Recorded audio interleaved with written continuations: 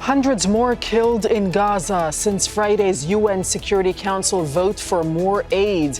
What practical impact will the resolution have? And how can aid get to 2.3 million people living under constant attack among destroyed infrastructure in a live battle zone? This is Inside Story.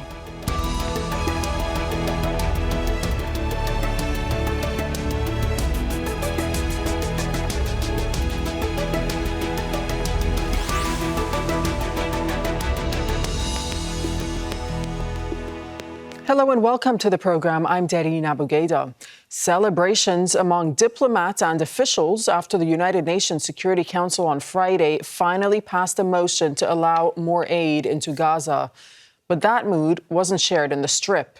Israel's attacks have continued, raining down Western-supplied bombs on an area where many of its 2.3 million people don't have the food or water they need to survive.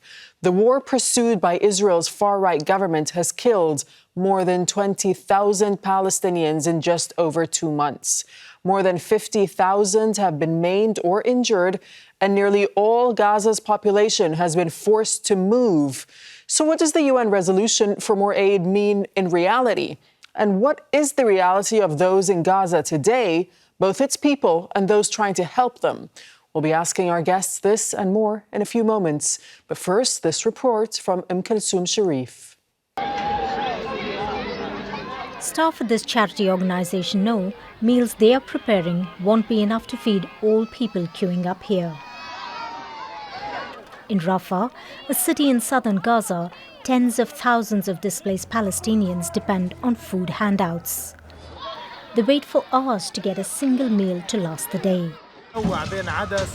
Honestly, people's situation is very, very difficult. We are heading towards a very severe famine. May God protect us so that people do not die of hunger. But not everyone is lucky. In a city housing most of Gaza's 1.9 million displaced people, food, water and shelter are hard to come by. Israel's continuous airstrikes and its expanding ground operations have isolated the Strip and stopped its businesses. Stores have no stocks and people have neither work nor money to buy basic goods. They depend on humanitarian aid, but only a trickle is getting in. We stand in a long queue for about 2 hours or an hour, and sometimes we don't get any food, and sometimes we do. The charity says it's feeding about 10,000 people each day, but stocks are running out. We suffer from food shortages. There is no food. Lentils are out of stock, as well as peas, beans, and bulgur wheat. All the foods have run out at the market. People need food, water, medicine, but none is available. Everything is cut off. Perhaps today is the last day we can provide food for the people. UN agencies are warning of a risk of widespread famine. More than 500,000 Palestinians, a quarter of Gaza's population, face what experts classify as catastrophic levels of hunger. We are fed up. This is not our life. I swear such a war has never happened before. Now there is real hunger. My children are dying of hunger. Aid coming from Rafah at the border with Egypt is subject to Israeli inspection. Another crossing point with Israel has just been approved. Whatever can enter Gaza is restricted by Israel, with delivery held up by border checks. Israeli bombardment has destroyed much of its infrastructure, making the delivery of aid a logistical nightmare. The UN Secretary-General blames Israel's relentless bombing for preventing humanitarian aid from entering the besieged Strip. The real problem is that the way Israel is conducting this offensive is creating massive obstacles to the distribution of humanitarian aid inside Gaza. I urge the Israeli authorities to lift restrictions on commercial activity immediately. In Gaza, people in hospitals witness some of the most desperate scenes. Most are barely operating, with no fuel, power, medicine and even doctors, as Israel continues its attacks on medical facilities across the territory. Abstentions. A UN Security Council resolution passed on Friday is meant to scale up the delivery of aid. Relief for diplomats and officials in New York, but the coming weeks will tell whether it brings any respite for Palestinians. Kulsum Sharif for Inside Story.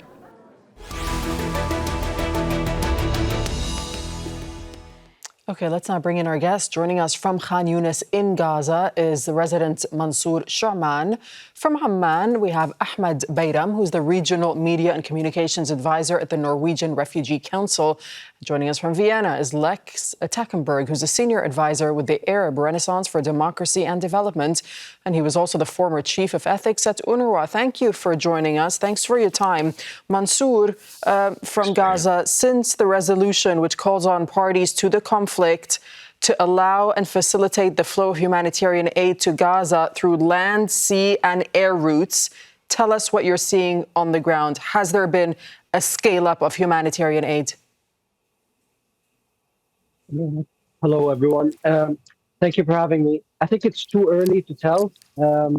Let's observe what happens here inside the Strip over the next 3 to 4 days to see what kind of impact that resolution had on the ground here.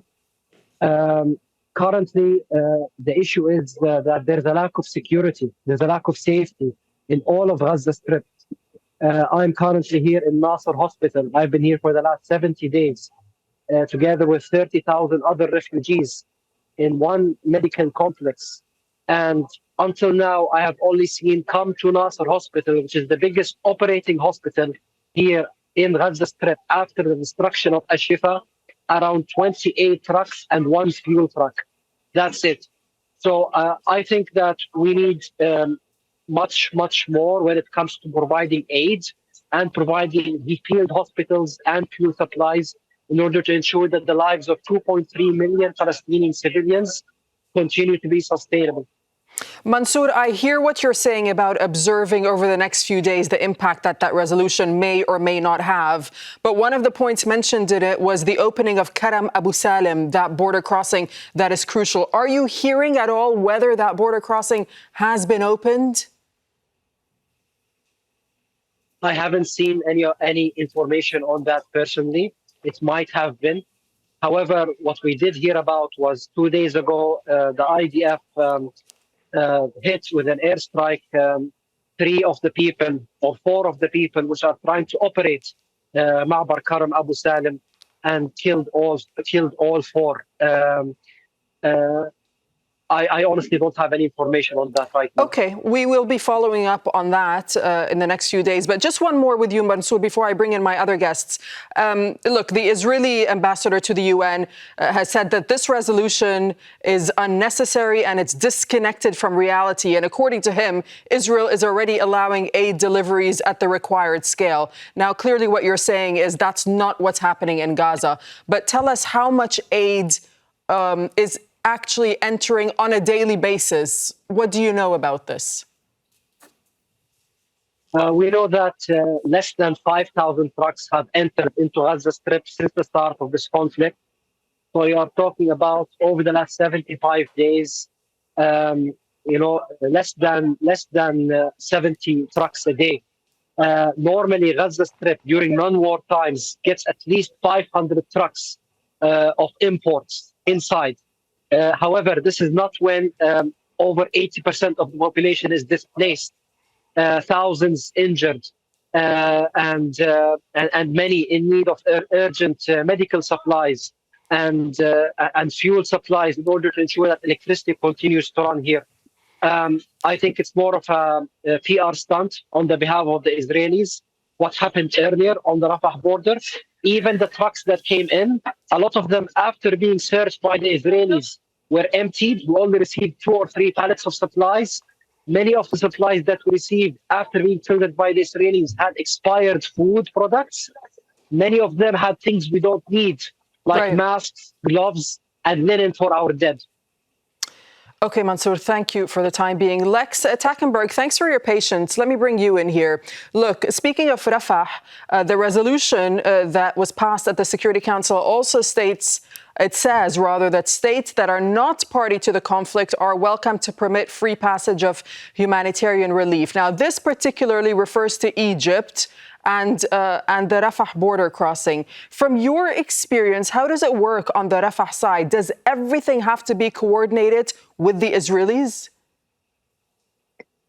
Absolutely. There was quite a discussion in the lead up to the latest resolution about handing over control over the passing of aid into Gaza from the Egyptian-Israeli mechanism to the UN, with the UN sort of directly having the ability and responsibility to coordinate the importation of goods into Gaza. But that was one of the reasons why the passing of the resolution was delayed so many times. And effectively, under the resolution, the current mechanism whereby Israel maintains full control over what gets into Gaza and at what pace is kept unchanged.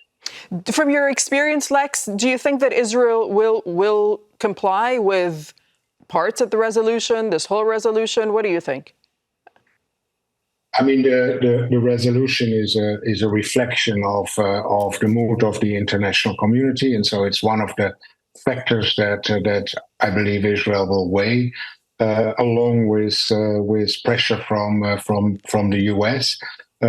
So far, we have not. We're 11 weeks into the war. We have an abundance of prima facie evidence of genocide and ethnic cleansing from Gaza and increasingly also from the West Bank. So far, this has neither restrained Israel nor those governments complicit and enabling it to continue its onslaught on the people in Gaza. So things don't look good from that perspective. Okay, let's get the perspective from the Norwegian Refugee Council. Ahmed, Bayram, let's bring you in. Look, even if more aid does go in, I mean, unless those trucks and that aid can actually move about, first of all, freely and then safely, then, and we understand from Gaza that that's not possible right now. So what is the point of this resolution? It's a step in the right direction. However, it's nowhere near, it doesn't bring us any closer to a ceasefire, which is what we all want to see ultimately in the aid community. Like you say, I have 50 colleagues in Gaza. They have all been pushed into these small pockets in Rafah. And we are, of course, operating under probably some of the most impossible circumstances, even by the standards of the Gaza conflict, even by the standard of conflict zones. We were there in Syria, in Yemen, in Iraq, even in Gaza during past conflicts, we were always able to move around and provide aid. This time we are grounded. This time we have colleagues who have experienced loss in their families. How do you expect aid workers to move around when, shelling, bombardment, tanks are in your neighborhood? We're asking here the impossible here of aid workers, and we expect them to be superhumans. They are actually, as we speak, they are providing whatever they can, the hot meals and the potable water that they can provide, and some protection for families. But you can't do that in a death zone, in probably the largest open air crater in the world that. Israel has reduced Gaza to. Yeah, I mean, you're asking the question that I was going to ask you next, Ahmed, which is how do you actually have meaningful humanitarian assistance when the genocide continues and when the bombs continue to fall? Yeah, and the answer is we're hardly scratching the surface here. And to be frank with you, my team are now split between providing some aid and, installing tents for their extended families. That's the reality of it. You have to wake up in the morning and fend for yourself and for your family. My colleague tells me that, all that his children had for a full day was a can of food, of dry food or beans. We're asking the impossible here. And I think anything short of a lasting ceasefire, anything short of, complete lifting of this siege, 16 years on top of that 70 or 80 days now of a total siege. Nothing else lead to a solution here and can help aid workers perform their job. Mansour, the UN Secretary General has said that 4 out of 5 of the hungriest people anywhere in the world are now in Gaza. I mean, that is a shocking statistic. Give us an idea, Mansour, tell us what people have been telling you, what you've been seeing on the ground when it comes to this issue of food and starvation. What amount of food aid is entering Gaza right now, if any at all? Yeah, I think this is particularly true, especially in Gaza City and the north of Gaza Strip. There is hardly any news coming, but whenever we do hear news, we hear news of people actually going through starvation mode. I was actually sent a video of people trying to make food out of plants from their own ground, from their own soil. They do not have any grains, any rice, any wheat, and they're trying to look through vegetation on the ground to make any kind of food for themselves there. So this is in particular true for Gaza City and the north, especially with the lack of aid trucks and logistics going to them up there. However, in the middle region and in the south, where I am right now, it's a little bit better. But like you said, every day it's like a 12 to 14-hour mandate, by the heads of the families, the fathers, the mothers. They have to go and fend to try to find something to feed their children. They have to try to bake bread in some kind of clay stove. They have to try to get some clean water from any of the filtration units somewhere beside them. So it is difficult. There is definitely a malnutrition happening here. And again, we are not seeing, at least in Khan Yunis, the aid trucks coming in. Maybe it's more in Rafah because it's close to the border, but not in Khan Yunis. However, hopefully with this UN resolution, aid does slowly start trickling in, because especially with flu season coming, with the winter, with the cold, people here need to eat well as soon as possible. Lex, comment on this issue of the real lack of food and people starving in Gaza. And also, the UN has said that the entire population of Gaza faces an imminent risk of famine. Indeed, and in this respect, what is called for beyond a full cessation of hostilities, a comprehensive ceasefire, is also beyond the unhindered access of international of humanitarian supplies, also of international humanitarian workers and international journalists. I mean, one of the big differences with the previous wars is that at that time, international UN colleagues were able to stay in the north. International journalists were there to monitor the situation and to report in real time on the humanitarian needs and the state of the assault in all parts of the Gaza Strip, and this is today not possible and crucially needed. So this is also a call for more efforts to get international humanitarian personnel to support their local colleagues. I lived in Gaza for a decade, and one important function of having international staff there was to provide support and protection to our courageous Palestinian colleagues. Ahmed, organizations like Oxfam has warned that starvation is being used as a weapon of war against civilians in Gaza in an act of collective punishment. Does the NRC share that assessment? Yes. And Israel, as the occupier under international law, is responsible for the security and the food security of the people it occupies.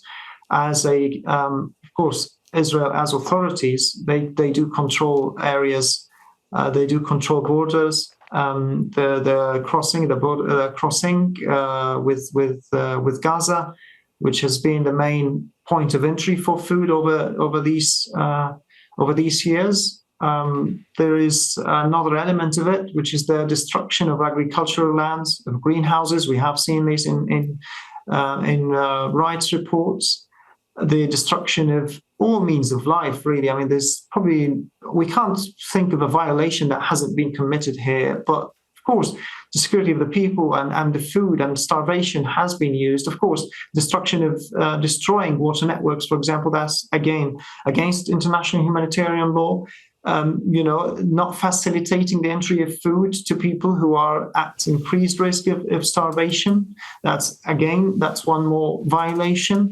And of course, even businesses and shops and supermarkets that have been hit here, and strawberry fields and fields that used to feed families and businesses and small businesses. There's hardly any violation you could think of that has not been committed here. And when we talk about, just a point here about aid trucks that come into Gaza, we talk about 100, 200, 300.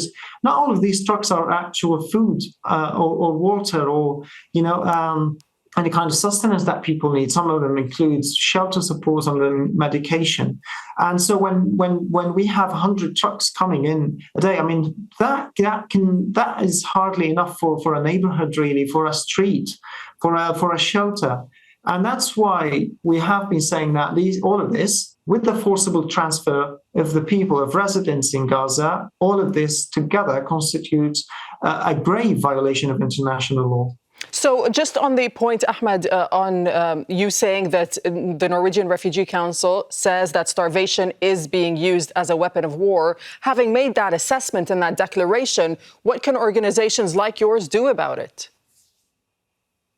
We can only speak out, to be honest, and we can only pressure allies of Israel in the West, internationally, in the Security Council, to push for more aid, to push for more humanitarian aid, while at the same time pushing for a ceasefire. We have been saying this all along. You can't use water or food or electricity or connection, even internet, which is, we also see examples of starving people of connectivity in Gaza, which is just horrific for people not to be able to check in and speak to their families and confirm that someone is alive or not.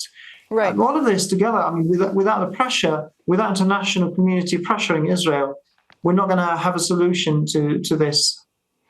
Ahmed from Gaza, I'd just like to talk about the issue of pregnant women for a moment, because, look, there are lots of vulnerable groups in Gaza, of course, right now.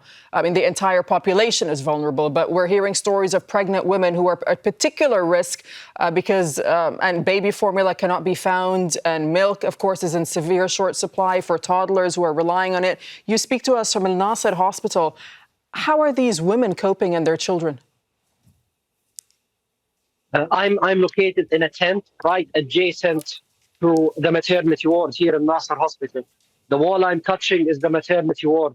Wow. It houses dozens of women in labor and babies who have been delivered.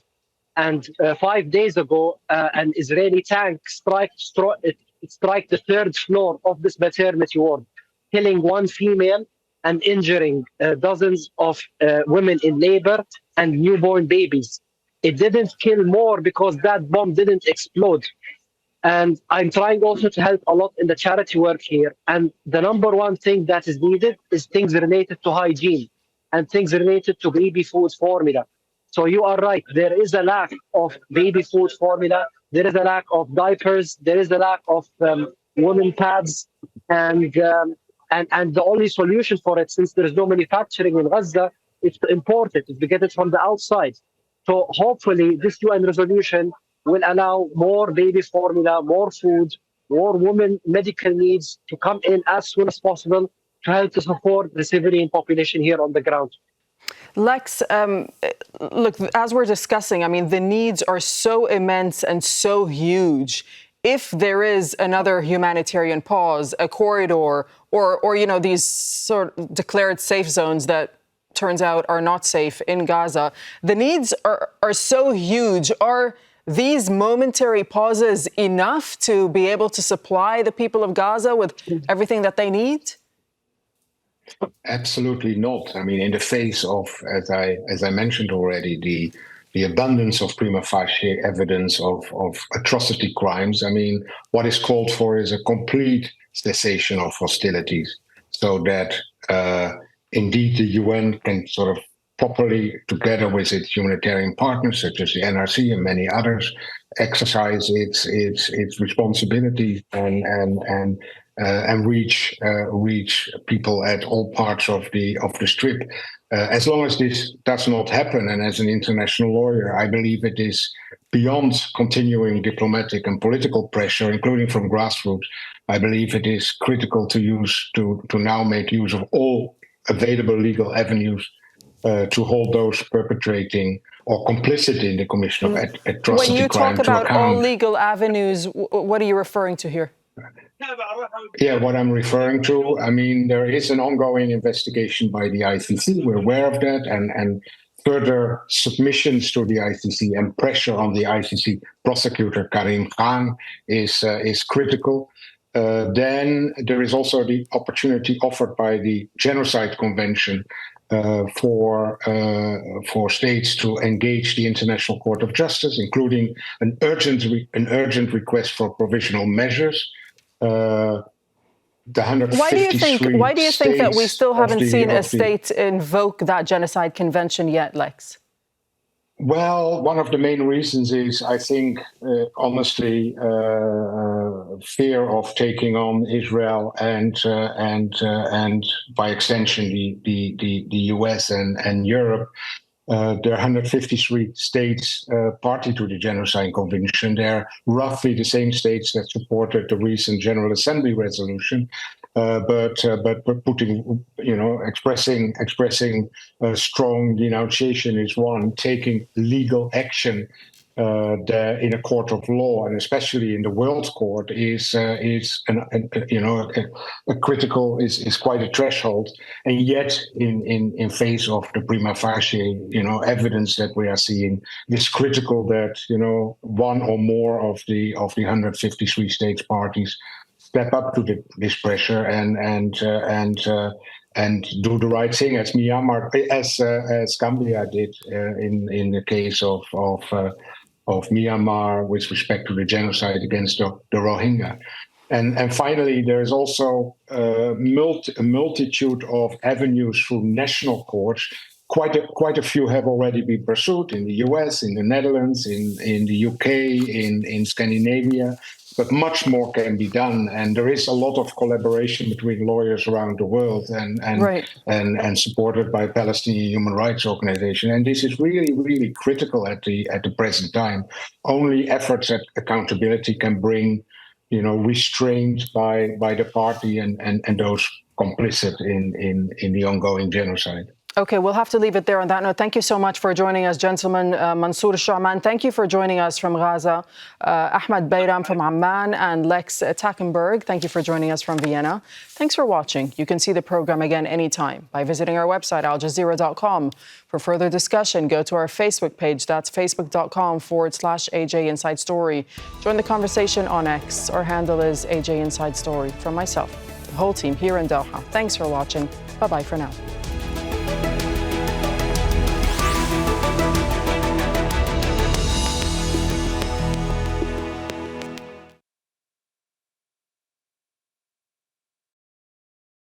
Make sure to subscribe to our channel to get the latest news from Al Jazeera. Click on the